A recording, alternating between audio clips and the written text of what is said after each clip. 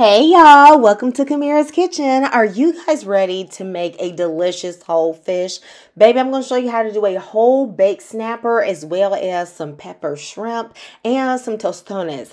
Guys, I love whole fish. I really got onto eating it when I used to live in Ghana. That was pretty much the first time I'd had fish with the head on it because, you know, most people in the South, we grow up with that fish fillet. Okay, you get from that fish market or the store.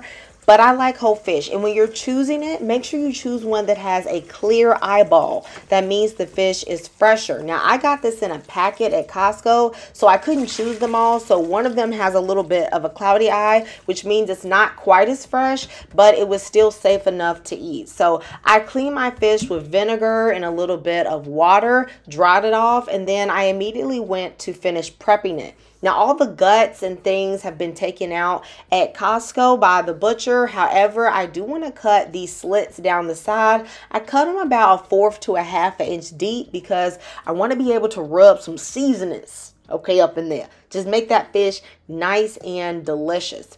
When I have cut them, I'm going to put them in my pan because I'm baking them today, though you can fry them, all right? And then I'm going to season them well, but I'm not going to use too much seasoning. You know, fish has its own flavor, so you don't want to overdo it. You know what I'm saying? I don't like it to be too much going on. So I'm going to use a light sprinkle of Sazon Tropical. This is very similar to complete seasoning. Some white pepper. White pepper is a bit spicier than black pepper.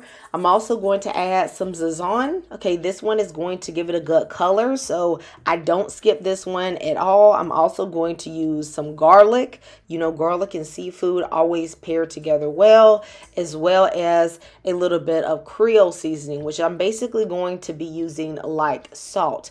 Now, if you don't have these seasonings or the sofrito, you can, of course, use whatever you like best. However, when I do my snapper, I don't prefer to use Old Bay. I feel like Old Bay just makes it go in a direction I'm not typically going for. So I'll usually do something like this. Of course, you also want to season the inside cavity of the fish because there's meat up in there, all right, that you should eat. I have thinly sliced some peppers and some onions. I'm going to add a little bit of salt, pepper, sofrito, and some fresh thyme. I know y'all knew the fresh herbs was coming, okay? If I didn't add fresh herbs, you know I didn't cook for you, okay? So I'm going to take those fresh peppers, onions that have been seasoned, and I'm going to stuff them inside of the fish cavity, and I'm also going to work them into those slits. Adding the peppers and onions will not only add a great flavor to the fish, but it will also help the fish to remain moist. Whatever is left over that I can't push between the slits, I'm just going to lay it around the pan and they're going to caramelize very nicely. I'm going to top the fish with butter so as the butter melts and runs off and you mix it with the juices from the fish, it is going to taste really, really good.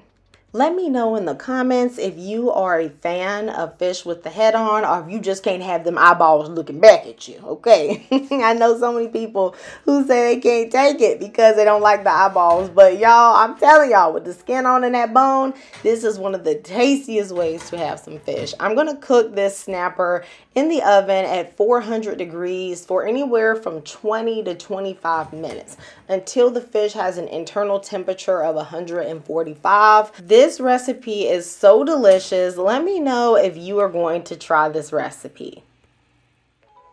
Up next is some banging pepper shrimp. I have left the shell on the shrimp because it just adds extra flavor and keeps them more moist. Into the shrimp, I'm going to be adding 1 chopped up Scotch bonnet. You can use habanero though, about 3 cloves of chopped garlic, and some finely chopped onion. You do need to cut it small so that it will cook quickly. I'm also going to crumble in half of a shrimp bouillon cube, as well as some lemon pepper, some Sazon. Y'all know I love Sazon. To me, I have to use this because it's peppery, so I want that color to look a little orange, as well as some Creole seasoning and some salt-free Cajun seasoning. You want to mix this well and make sure that seasoning is getting down even beyond that shell. I have cut the vein out so some of the seasoning can get through the shell a bit. Once I've mixed it together, I'm going to let this sit on the counter for about 5 minutes. And then I'm going in with some olive oil and some butter in my hot cast iron skillet. Y'all know Sister Mabel. She versatile. She do everything. Okay. Now, I should, theoretically, have cooked this shrimp in 2 batches because this is 2 pounds of shrimp. But I won't doing that today. Okay. Sometimes you know what you should do and what you're doing today. All right. So I didn't do that. Into the shrimp, I'm going to add some fresh thyme, and I'm going to cook this in total for about 3.5 minutes. Don't walk away from your shrimp. Okay, keep stirring it. Honey, you don't want no rubbery shrimp, so you got to stand there and you got to watch it, okay, because it cooks so fast. When it is done, you're going to have some delicious juices. It's going to taste amazing. Y'all, sucking the meat out that shell is like half the fun. Let me know if you're going to make this, guys. Now, to pair with this, I wanted to do some fried plantain.